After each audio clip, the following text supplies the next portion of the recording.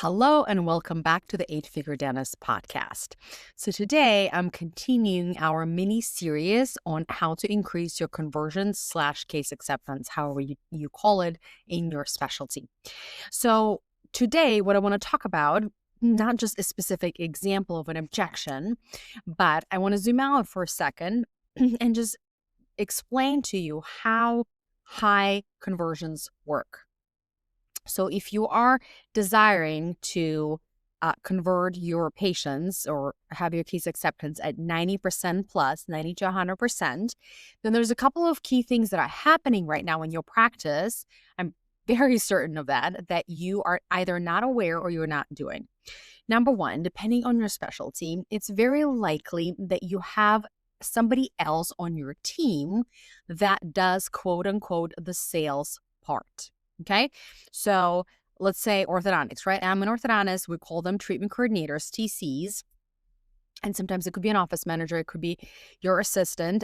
But you as a doctor come in and you expect your TC to have already done the initial kind of intake, why the patient is there, their chief complaint, is that a second opinion, like their insurance, like to give you a little bit of the understanding about that patient. Then you think your job is to diagnose them and present clinical treatment, right? Just tell them what you think is recommended for them.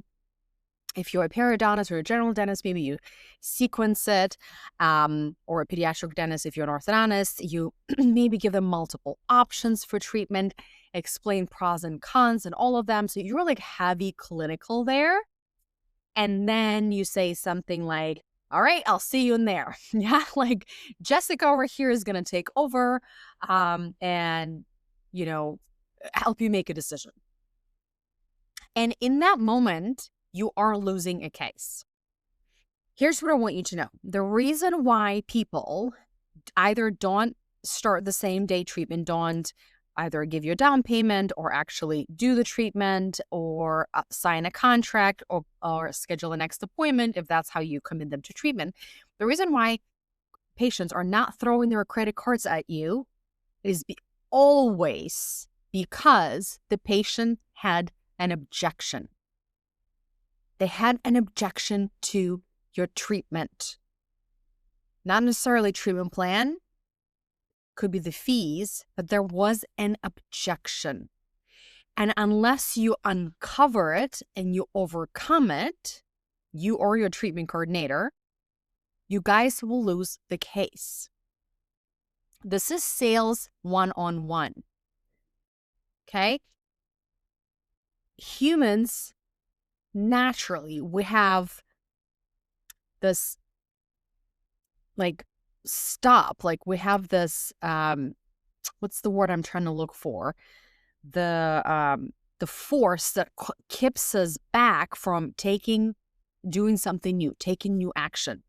It seems counterintuitive. They're in your chair, they're interested in treatment, obviously they're scheduled, but human brain doesn't like to do anything new, and we're very negative, all of us. That's normal. Okay, our brain wants to look for reasons why this is not going to work for me. So is your brain, not just your mother's-in-law. Promise you. It's how evolutionary we evolved. Because all those optimists, they died. They got eaten by a lion. We're all pessimists. We're all negative. We're all skeptics to different degrees. Okay? So it's normal human behavior, even when they want something, for their brain to say, put the brake. No, this is how it's not going to work for me. Okay? So they all have objections. Now, here's the biggest problem. You as a doctor, you don't even know what the hell their objections are because you leave. You skip that part. You don't uncover them at the beginning and you don't overcome them at the end. You think it's the sales part. You think they have an objection to money. They never have objections to money. Ever. Everybody in your chair knows there's going to be thousands of dollars. They have an idea. So It's never, ever, ever, ever that you are too expensive. And you've heard this from consultants. If you explain the value, they will see it.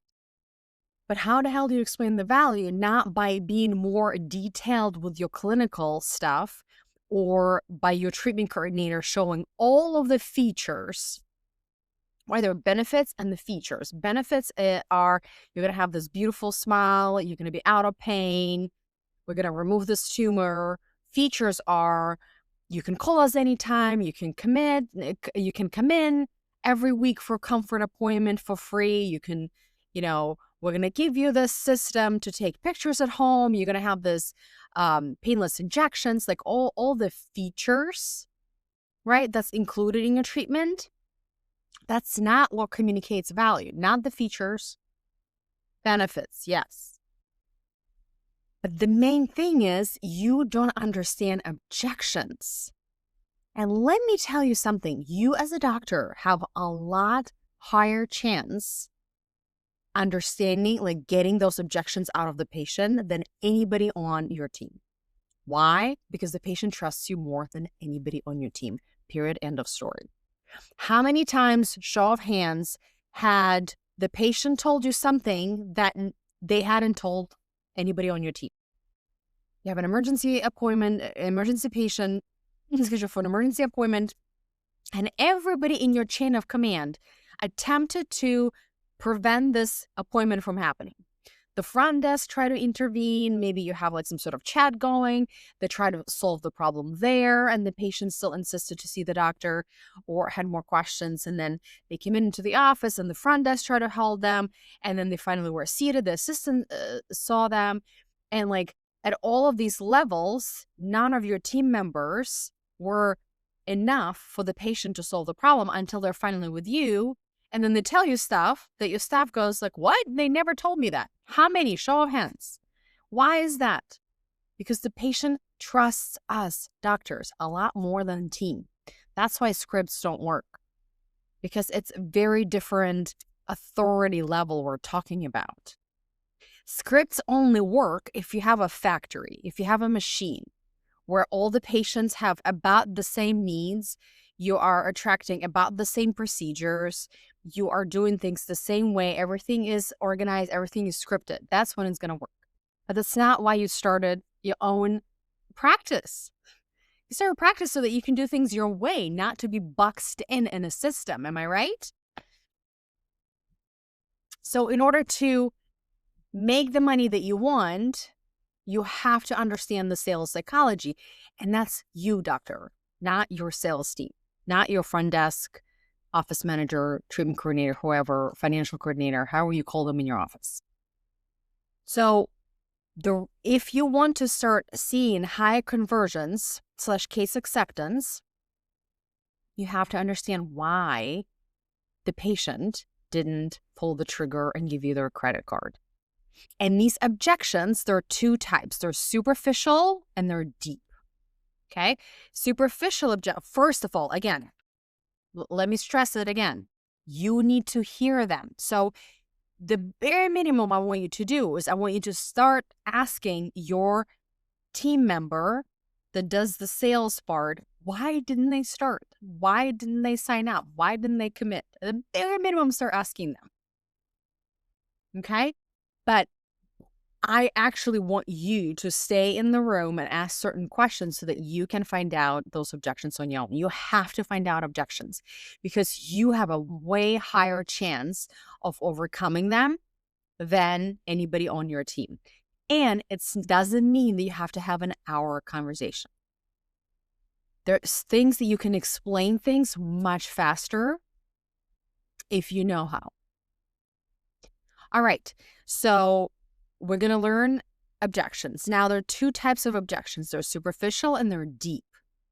I'm pretty sure I have a podcast episode on that, but just to recap, superficial is what you or your team member is hearing, such as, I need to talk to my husband, this is too expensive, I need to check my second insurance, I need to check my FSA, right now is not a good time, Johnny's starting school, Johnny's finishing school. One of these, time, money, and shared responsibility. I need to talk to my husband. These are superficial. What does that mean, superficial? That's not the real reason. The real reason is deeper, but the patient is trying to be polite. She doesn't want to offend you.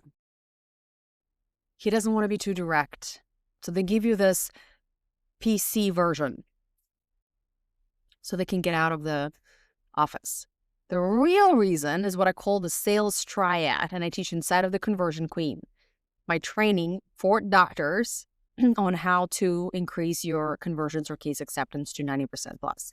And the Sales Triad are just 3 things. The patient will instantly say yes and throw their credit card at you if they believe in you, that you can deliver a great result for them. That's typically not a problem. Then they need to believe in the procedure. They need to clearly understand what you're going to do for them and why this makes sense with the lay brain. They have to understand why this procedure is going to work for them, and that's the only solution. That's the best solution for them, not somebody down the block. So they don't even entertain the idea to have a second opinion, because why? This perfectly makes sense. This is customized for me. Believe in the procedure, and then the third one, a big one, believe in themselves. You're losing so many cases that you have no even idea about, because you're going to be shocked right now, especially for women. They're leaving your office because they feel uncomfortable spending thousands of dollars on their dentistry. You had no idea. They will just tell you it's expensive. And then you wonder, but I see her nails are done, or they're driving a BMW, or their child is in private school. Yeah, because all those investments were not made directly in her or him, but typically it's a her. But then when you dig deeper, you will uncover that some people feel uncomfortable spending money, thousands of money, investing money in their health. They know that they need it. There's just so much barrier and so much guilt and so much conditioning, then they don't. You're like, what? I'm not want to be a therapist, but that's why you're losing cases, my friend. There's an easy way to fix it. There's only a couple of questions you need to ask to uncover it, but I just want you to become aware. Okay? So they don't believe in you, that you can do a good job for them. They don't believe that this procedure will work for them, and they don't believe in themselves. Maybe it is that they don't believe that they will follow instructions. So you have to bake it in your presentation during your consultation, how to make sure they're compliant, but also help the patient see how they can do it. I know it almost sounds like, but they're an adult, if your patients are an adult. Or even if it's a child, help the child and help the parents see how it's doable for them. It is your job. If you want to hear a yes, you don't just do teeth, my friend. Remember, teeth are attached to a body with a brain and emotions and thoughts. We got to deal with that. Okay, so help them understand how they will be compliant, how they will be successful, how you will ensure that it will fit in their schedule. Whatever is the family dynamic, you have to a little bit understand that. Okay. And in the next podcast episode, I'm going to teach you the 3-step consult process, how I teach it. And it's part of it. Like at the very beginning, you're going to find out everything about their chief complaint. You're going to find out everything about their prior experience with treatment, and then how do you position yourself differently. But I want you to keep in mind, the reason why you're losing consults is because they have an objection and you're not overcoming it. And at a bare minimum, start asking your salesperson, whoever on your team is doing the sales talk, what was their objection? And start baking it in your presentation. What do I mean by baking it into your presentation? Let's say you are hearing over and over and over from patients, oh, this is so expensive, this is so expensive, this is so expensive. By the way, if you're hearing a lot of money objections, it means that your leads are cold. That means that your marketing is not setting the expectation for how much you're going to charge them. And you can do it 2 ways. You can do it very directly. You can literally, like one of my clients, just posted their fees on their website. You can do that. It will dramatically lower the number of consults you have, but it will increase your conversions, right? Because these people are very ready and warm. And warm just means that they're more ready to say yes to you.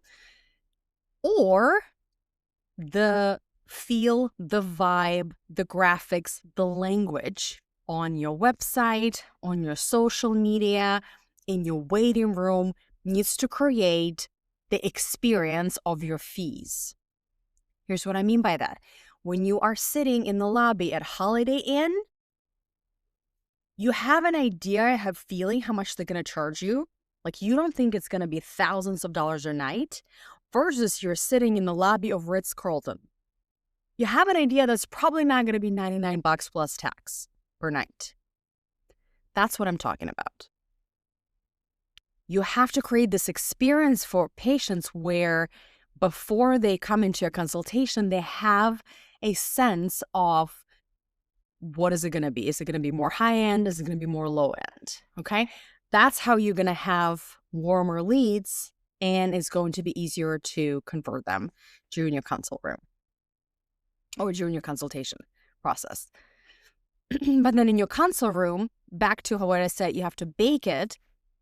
So let's say, again, we're talking about they're saying you're too expensive. Make sure on the front end, your marketing explicitly or implicitly communicates your fees. Then when they're walking in, know in basic terms, how do you charge? Most of you don't even know. If you accept dental insurance, have some sort of understanding how it works. If you have a payment, a down payment that they pay, know that down payment and communicate that to them. Again, I'm going to have a whole separate episode on talking about money. I am not expecting you to print the whole price list and go line by line and have them sign. You don't have time for this. But if you're getting a lot of price objections, you have to start saying, hey, and by the way, do you have any questions? Okay, amazing. So just so you know, it doesn't matter whether you use dental insurance or not. By the way, are you going to use dental insurance? Yes. Okay, fantastic. Just so you know, it doesn't fully cover treatment, or we're going to check for you if it covers treatment, but it doesn't change your down payment. Down payment is $1,000 or down payment is $500. And Zhanna over here is going to help you collect that. And then she's such a magician. She's going to create a payment plan that works with any budget. Do you have any questions? So incorporate that money conversation in your delivery. It literally took me 15 seconds to say that.